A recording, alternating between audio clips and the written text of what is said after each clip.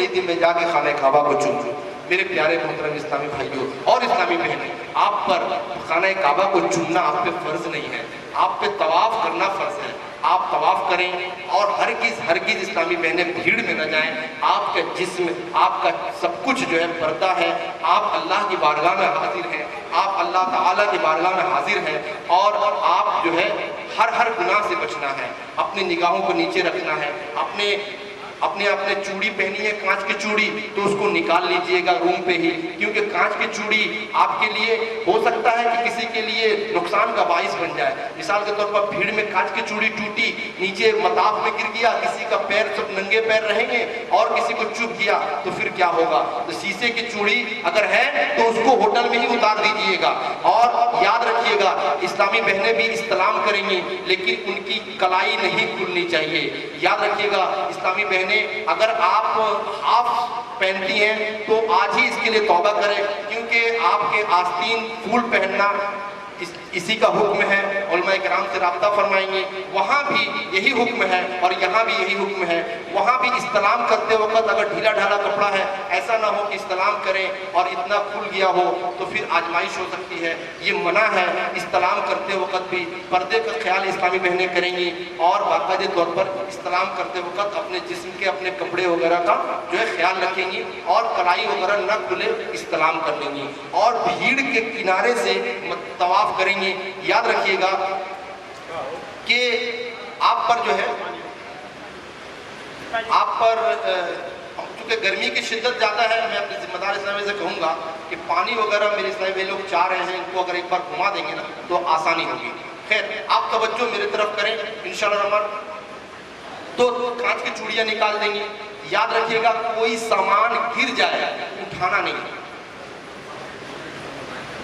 ٹھیک ہے؟ گریں گے، جھکیں گے، آپ کو بھیڑ کچل دیں گے۔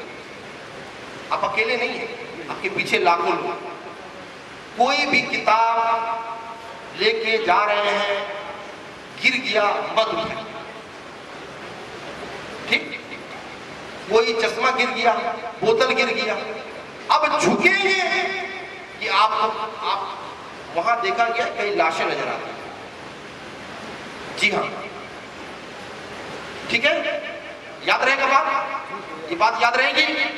اب میں آگے بڑھوں کہ آپ 3 چکر میں رمل کریں گے، 3 چکر مکمل ہو گیا، اب بقیہ 4 چکر جو بچے ہوئے ہیں اس پر وہ نارمل چال چلیں گے۔ جب حجر اسود پر آئیں گے تب استلام کریں گے، یعنی کہ استلام کر کے شروع کریں گے 1 چکر پورا، پھر حجر اسود کے پاس آئیں گے تو 1 چکر کمپلیٹ ہوا، اب پھر استلام کریں گے، پھر دوسرا چکر پورا کریں گے، پھر حجر اسود کے پاس، رکن اسود کے پاس آئیں گے، پھر استلام کریں گے اور پھر تیسرا، چوتھا اور 7 چکر پورے کریں گے، ٹھیک ہے؟ اب میں عرض کروں، استلام کرنا جو ہے یہ بھی جو ہے وہ اس کے تعلق سے میں عرض کروں کیسے استلام کریں گے۔ مثال کے طور پر میں تھوڑا کھڑا ہو کے میں عرض کروں گا، آپ کی توجہ میں اپنی طرف کرنا چاہ رہا تھا۔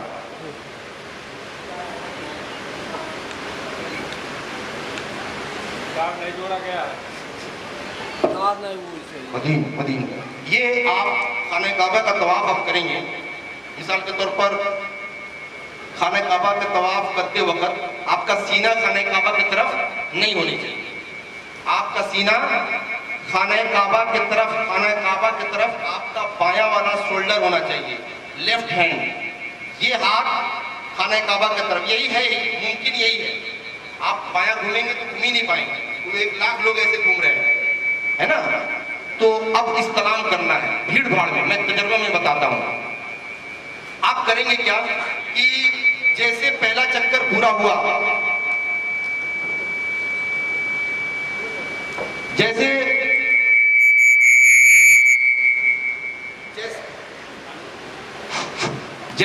یہ آپ کا پہلا چکر پورا ہوا، جیسے رکن اسود کے پاس آئیں گے، آپ مثال کے طور پر ایسے چل رہے ہیں، آپ ریڈی رہیے گا کہ وہ رکن اسود ہے نا، اب وہاں ہمیں استلام کرنا ہے، بس چند سیکنڈ کے لیے ایسے ریڈی رہیے گا، چند سیکنڈ کے لیے موو کیجئے گا، استلام کیجئے گا، پھر سیدھا ہو جائیے گا، ٹھیک ہے؟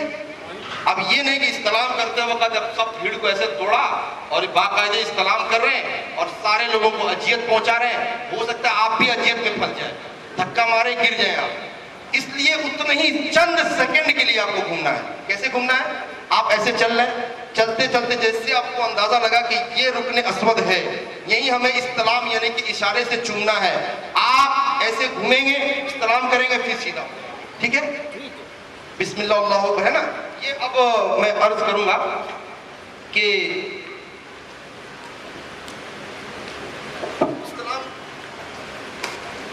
استلام آپ چکر 7 ہوگا، استلام 8 ہوگا، ٹھیک؟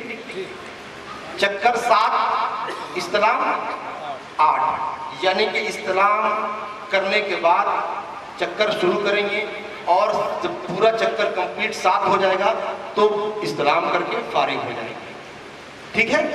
اب آپ کا طواف کمپلیٹ ہو گیا۔ اب آپ کو جو ہے اب ملتزم پر آ کے دعا کرنا ہے۔ اگر ملتزم پر وقت نہ ملے، جگہ نہ ملے تو کہیں بھی دعا کر سکتے ہیں۔ ملتزم کس کو کہتے ہیں؟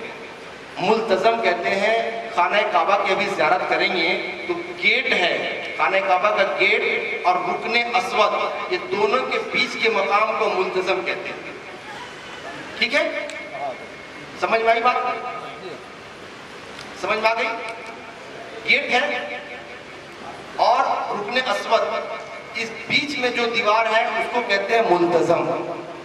وہاں افضل ہے کہ وہاں دعا کیا جائے، اس کی فضیلتیں آئی ہیں، لیکن اگر وہاں موقع نہ ملے تو کہیں بھی دعا کر سکتے ہیں، ٹھیک ہے؟ اب وہاں سے دعا کریں گے۔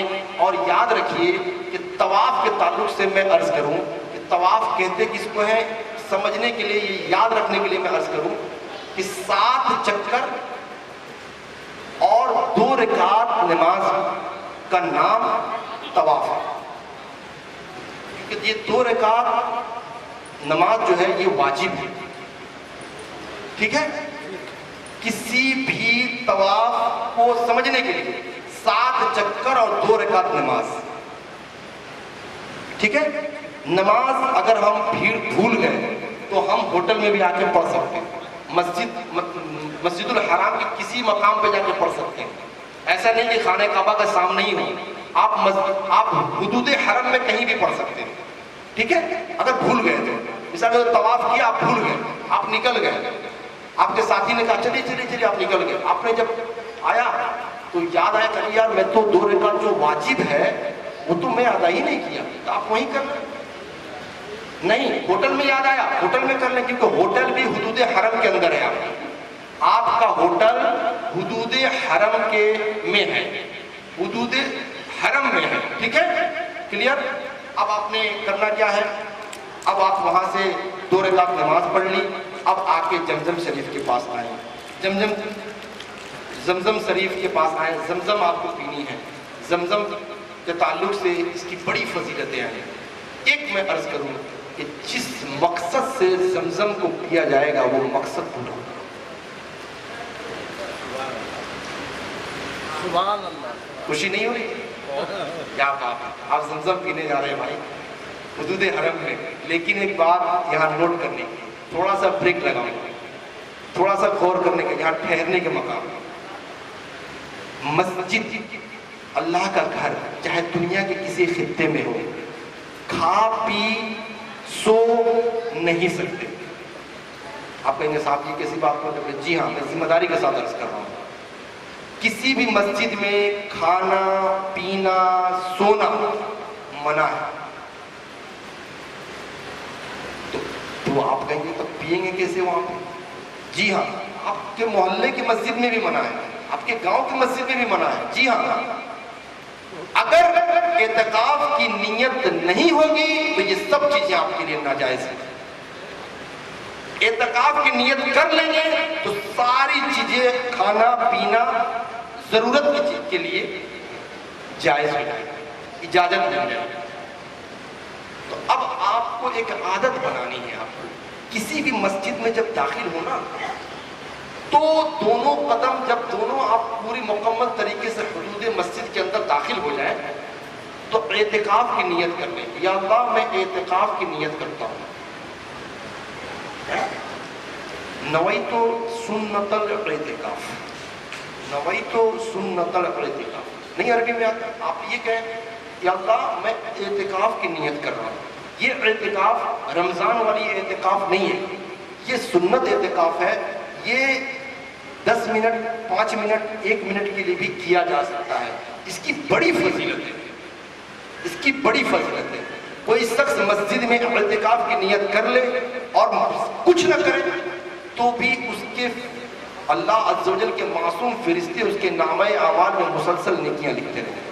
کیوں لکھتے رہیں گے؟ یہ اعتکاف کی نیت کر لیا ہے، اور کھانا پینا بھی ہمارے لیے اس کی اجازت ہے۔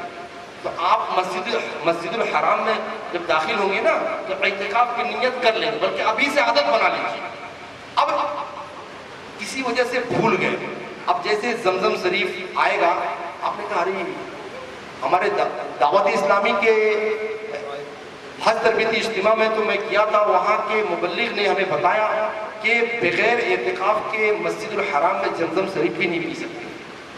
اب نیت تو آپ نے کی نہیں ہے، مگر نیت کر لیجئے اور کچھ وظائف یعنی کچھ دیر تک درود شریف پڑھ لیجئے 2 بار 3 بار، کیونکہ کھانے پینے کی نیت سے اعتکاف بھی نہیں کر سکتے، یعنی کہ کھانا آیا اب اعتکاف کرتے ہیں، نہیں، بلکہ اس کا طریقہ یہ ہے کہ اعتکاف کر لیں اور 2-3 بار درود شریف پڑھ لیں، 1 بار بسم اللہ شریف پڑھ لیں، تلاوت کر لیں، کلمہ شریف پڑھ لیں، سبحان اللہ الحمدللہ اللہ اکبر پڑھ لیں، جو بھی آتا ہو پڑھ لیں، کچھ نیکیاں مل گئی، اب کھا پی سکتے۔